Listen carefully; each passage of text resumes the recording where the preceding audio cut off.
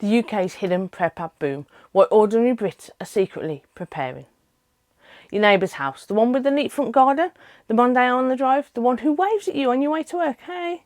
What if I told you that right now, right this minute, they have 3 months of food in the chest freezer, in the garage, a hand crank radio, a water filtration system and a folder of printed emergency contacts? They're not conspiracy theorists. They're not someone posting about lizard people on Facebook, just your neighbour. Now, what if I told you there are hundreds of thousands of people exactly like them all across the UK, and that number is growing fast? Because here's what's quietly happening across Britain that the mainstream media has almost completely ignored. A prepping surge, a real one. Not the American version, no bunkers, no AR-15s, no camouflage painted compound in rural Montana.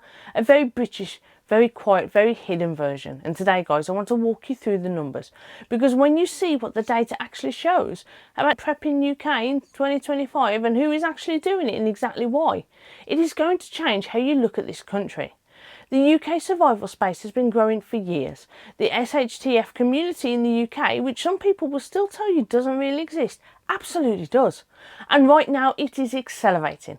We're talking about ordinary people in ordinary towns quietly stockpiling, quietly training, quietly preparing for scenarios that not very long ago would have gotten them laughed out of the pub. Now let's talk numbers, because we've got data. A survey from the National Centre for Societal Research found that 44% of British adults had actively thought about preparing for an emergency in the previous 12 months. 44%? That's not fringe numbers, that is nearly half the country. Sales of long life food in the UK rose over 60% between 21 and 24.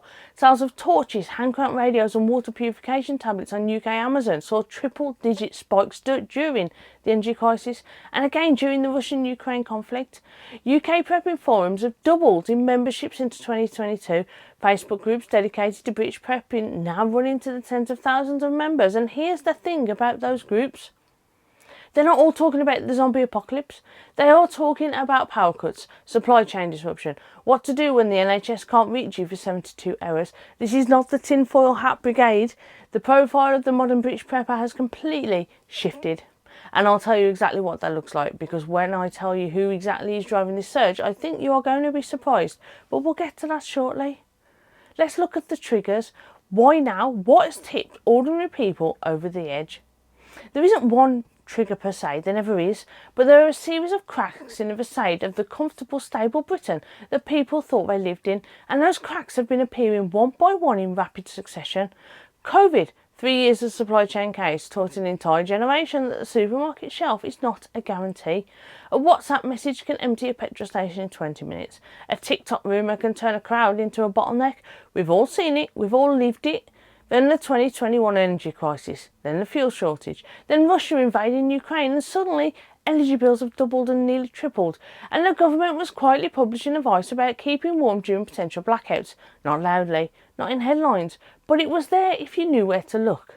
And then the information, the realisation that the government itself has been wargaming collapse scenarios for years. Exercise Typhoon, Exercise Cygnus, Exercise Turnstone. Classified documents that show the state has been quietly modelling societal breakdown at scale. Blackouts, food distribution failures, civil disorders, while publicly projecting calm. When ordinary people started connecting these dots, something shifted. The question stopped being, could this happen here? It became, why am I not actually prepared? Now, before we get into what they are actually buying and how some of them are hiding it from their own families, because yes, that is a real and documented phenomenon, I just want to say, if you're watching this and you haven't started prepping yet, there's a link in the description. Start there. No drama, just practical UK specific basics. Right, let's get back to the surge. Let's look at stealth prepping, the hidden majority. Here is something fascinating that has developed almost entirely under the radar. There is a substantial subset of the British prepping community that has developed an entire language, an entire set of techniques for keeping their preparations hidden from family members, from colleagues and from the neighbours. They call it stealth prepping, and in British Facebook groups and forums it is one of the most discussed topics in the entire community. Now, why are they hiding it? Because in this country, unlike America, admitting you're prepping carries a social stigma. It marks you out as odd, paranoid, one of those people, so they hide it. Extra tins of baked beans get buried at the back of a kitchen cupboard. A 30-litre water storage drum gets explained to the family as a rain barrel for the garden. A go bag lives in the boot of the car labelled as camping stuff. Emergency cash, physical notes get tucked into a place the kids don't know about. A hand crank radio gets passed off as a retro thing I found at a car boot sale. These are real conversations happening right now in British people and communities, in British homes. Practical, sensible people, people who have read the government's own emergency planning documents, people who have understood that the state's own contingency plans assume the public will take care of themselves for at least the first 72 hours of any major incident, and that is a bare minimum, and have decided to take it seriously. But they're doing it quietly. Why? Because Britain rewards quiet. Because we don't talk about it. Because the default setting of the British public is to assume that everything will probably be fine and to carry on with a stiff upper lip, right? But here's where it gets interesting. Because there is something happening beneath the surface of this trend, that most important part of the entire story. Now here's the part that surprises people. Here's the piece that the mainstream conversation completely misses. The fastest growing demographic in the UK prepping group forums right now is not the survivalists, it's not the bushcraft enthusiasts, it's not the ex-military vets with land in Scotland, it's women. Specifically, women aged 30 to 55, urban, professional, many of them mothers, community manager data from UK prepping groups, reports in the specialist prepping press and direct reports from emergency supply retailers all point to the same thing.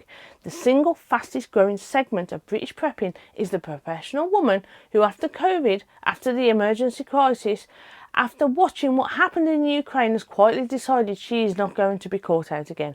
She is not buying camouflage or tactical gear. She's buying a 30-day food rotation kit, a battery-powered phone charger, a basic first aid course, and critically, she's building a network, a community of other women who think the same way. Because they have done the maths and they know what we know. The lone wolf dies first. Community is the real force multiplier. Now that is not the prepper of the American television drama. That is something entirely new. Something distinctly, quietly, determinedly British. And it tells you something important about where we are as a country right now, because when professional women in their 30s and 40s, people with mortgages and school runs and full-time jobs, quietly start building emergency food supplies and community networks, that's not paranoia. That is a rational response to a challenged risk landscape. And the fact that they're doing it in secret tells you everything about the social stigma that still surrounds this conversation in Britain. So what does all of this mean for you? What does it matter that your neighbour might be quietly prepping? As a growing, significant, statistically measurable number of British people have made the quiet decision that being comfortable is not the same thing as being safe. It matters because it is a signal, a collective, distributed, quiet signal that something has changed in the national risk assessment. Ordinary people have looked at the state of the world, they've looked at the government's own planning documents, they've lived through COVID and the energy crisis and the supply chain shocks, and they've quietly concluded, I'm not waiting to be told what to do. So if you're watching this channel, you've probably already reached some version of that conclusion yourself. Now, here's what I'd say. The most important thing to take from today's video is this. You are not unusual, you are not fringe, you are not on the edge of society. You are part of a growing, sensible, quietly determined community of British people who have decided to pay attention, to be prepared, to not be the person standing in an empty supermarket aisle wondering what's happened. The government's own resilience guidance asks every UK household to be able to sustain itself for a minimum of 72 hours. That is the official position. What we talk about on this channel is simply taking that seriously, and the difference between paranoia and preparation is simple. Paranoia is fear with no plan. Preparation is fear with a to-do list. Let me know in the comments what you're prepping for quietly, guys. As you're part of the hidden majority that nobody talks about, I want to know how many people watching this are doing it in secret and why. Because that conversation, that's the one this country needs to be having. Stay safe, guys, and I hope you enjoy the next video on your screen, right here, right now.